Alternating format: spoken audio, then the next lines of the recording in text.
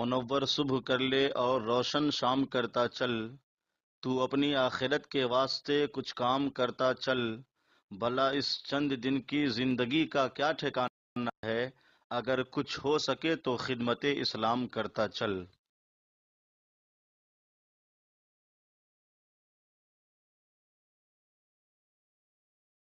سورہ آل عمران کی آیت نمبر 144 144 سورہ آل عمران کا 15واں رکوع اور چوتھے پارے کے 6 رکوع کا درس ہے۔ وما محمد الا رسول، اور محمد تو ایک رسول ہیں، اور رسولوں کی آمد کا مقصد رسالت کی تبلیغ کرنا، پیغام پہنچانا اور حجت کو لازم کر دینا ہے۔ اپنی قوم کے درمیان وہ ہمیشہ نہیں رہتے، جب اپنا مشن پورا کر لیتے ہیں تو وہ پردہ فرما لیتے ہیں۔ قد خلت من قبلہ الرسل، ان سے پہلے اور رسول ہو چکے، اور ان کے تشریف لے جانے کے بعد ان رسولوں کے ماننے والے ان کے دین پر باقی رہے۔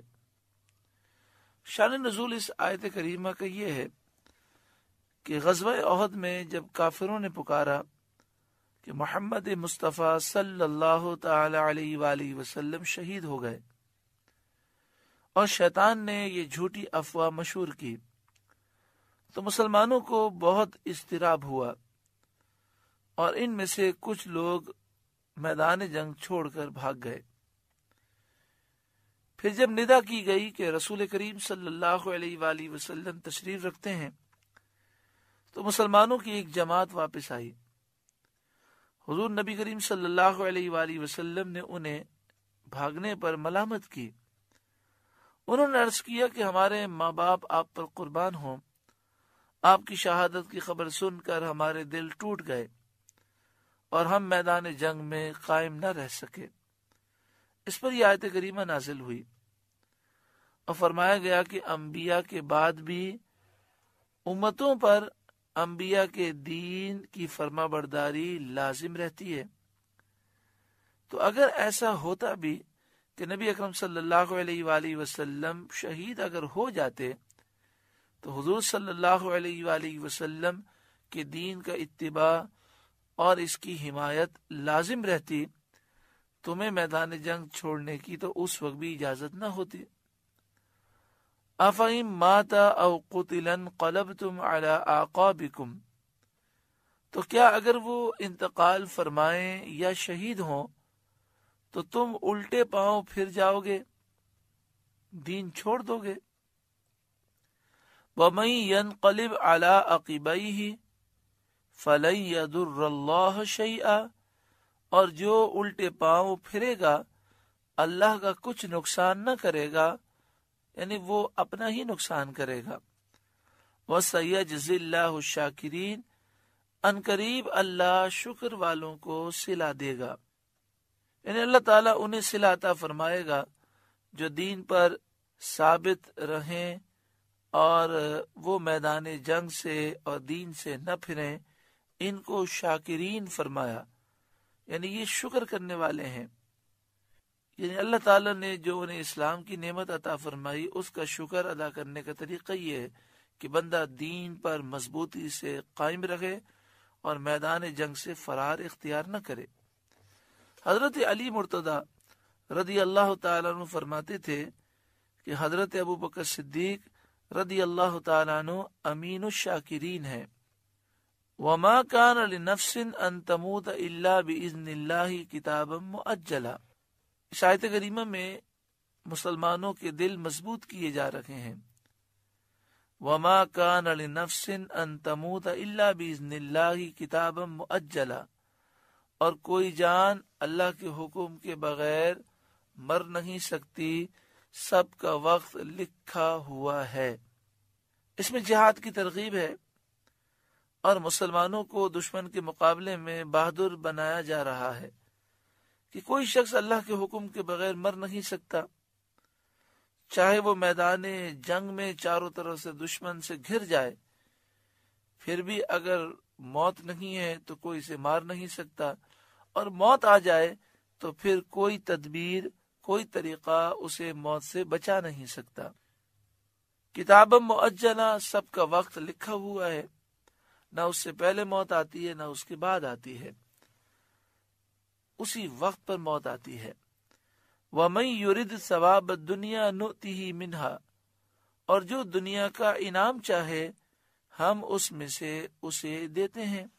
یعنی اس کا مقصد یہ ہو کہ وہ جو جہاد کر رہا ہے، جو اپنا عمل کر رہا ہے، جو عبادت کر رہا ہے، اس کا مقصد دنیا کا حصول ہو، تو اللہ فرماتا ہے ہم اسے دنیا دیتے ہیں۔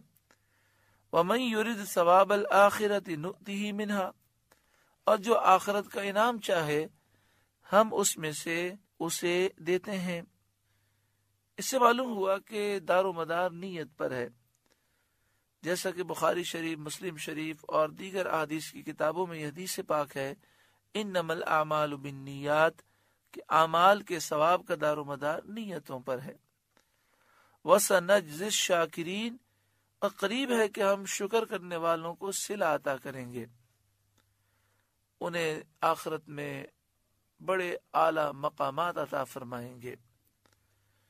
وَكَأَيِّن مِّن نَبِيٍّ قَاتَلَ، اور کتنے ہی انبیاء نے، نبیوں نے جہاد کیا، مَعَهُ رِبِّيُّونَ كَثِيرٌ، ان کے ساتھ بہت اللہ والے تھے، ربیون کثیر، بہت اللہ والے جو دیندار تھے، متقی تھے۔ فما وہنوا لما اصابهم فی سبیل اللہ، تو اللہ کی راہ میں انہیں جو مصیبتیں پہنچیں، ان مصیبتوں کی وجہ سے وہ سست نہ پڑے۔ وما ضعفوا، اور نہ وہ کمزور ہوئے، وما استکانوا، اور نہ وہ دبے۔ ایسا ہی ہر ایماندار کو ہونا چاہیے کہ اللہ کی راہ میں وہ نکلے، اور اس راہ میں جو تکلیفیں آئیں ان تکلیفوں کی وجہ سے نہ وہ سست ہو، نہ کمزور ہو، اور نہ وہ دب جائے۔ واللہ یحب الصابرین، اور صبر والے اللہ کو محبوب ہیں۔ وما کان قولہم الا ان قالوا، وہ کچھ بھی نہ کہتے تھے سوا اس دعا کے، یعنی جنگ کے میدان میں اور دین کی حمایت میں ان کی زبان پر کوئی ایسا کلمہ نہ آتا جس میں گھبراہٹ ہو، پریشانی ہو، یا پیچھے ہٹنے کا کوئی شائبہ ہو، بلکہ وہ استقلال کے ساتھ ثابت قدم رہتے اور دعا کرتے، ربنا اغفر لنا ذنوبنا، اے ہمارے رب ہمارے گناہ بخش دے، وَإِسْرَافَنَا فِي أَمْرِنَا، اور جو زیادتیاں ہم نے اپنے کام میں کی وہ بخش دے، جو کوتاہیاں ہم نے اپنے کام میں کی وہ بخش دے۔ وَثَبِّتْ أَقْدَامَنَا، اور ہمارے قدم جمع دے، وَانصُرْنَا عَلَى الْقَوْمِ الْكَافِرِينَ، اور ہمیں ان کافر لوگوں پر مدد دے، ان کے خلاف ہماری مدد فرما، اور ان کافروں کو ہمارے ہاتھوں سے نیست و نابود فرما۔ یہ دعا کرنے والے ربانی لوگ تھے، یعنی متقی پرہیزگار تھے، گناہوں سے بچنے والے تھے، لیکن دعا کی ابتدا میں انہوں نے اللہ تعالی سے مغفرت کا سوال کیا، ربنا اغفر لنا ذنوبنا۔ یہ شان تواضع ہے، انکساری ہے، اور آداب ابدیت ہے۔ پھر انہوں نے عرض کیا وَإِسْرَافَنَا فِي أَمْرِنَا، ہم نے اپنے کام میں جو زیادتیاں کی، جو کوتاہیاں کی، ہمیں معاف فرما۔ یعنی جو دین کی حمایت میں جس طرح ہمیں قربانی دینی چاہیے تھی، اور دین کی ترویج و اشاعت کے لیے جس طرح ہمیں کوشش کرنی چاہیے تھی، اس میں جو کوتاہیاں ہوئیں ہمیں معاف فرما۔ وَثَبِّتْ أَقْدَامَنَا، ہمارے قدم جما دے، وَانصُرْنَا عَلَى الْقَوْمِ الْكَافِرِينَ، اور ان کافر لوگوں پر ہماری مدد فرما۔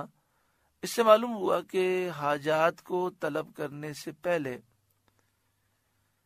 توبہ کرنی چاہیے، استغفار کرنا چاہیے، یہ دعا کے آداب میں سے ہے۔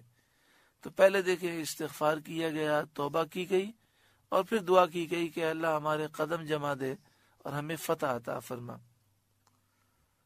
فآتاہم اللہ ثواب الدنیا، تو اللہ نے انہیں دنیا کا انعام دیا، انہیں فتح عطا فرمائی، کامیابی عطا فرمائی، دشمنوں پر غلبہ دیا، وحسن ثواب الآخرہ، اور آخرت کے ثواب کی خوبی عطا فرمائی، یعنی اللہ تعالیٰ نے انہیں مغفرت، جنت عطا فرمائی، اور جتنی ان کی کوششیں تھیں اس سے زیادہ انعام اور اکرام عطا فرمایا۔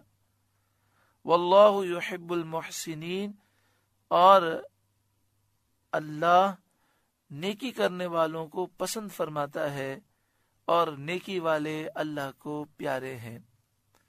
سورہ آل عمران کا 15واں رکوع مکمل ہوا۔ اللہ رب العالمین اس رکوع کے نور سے ہمارے قلوب کو روشن و منور فرمائے۔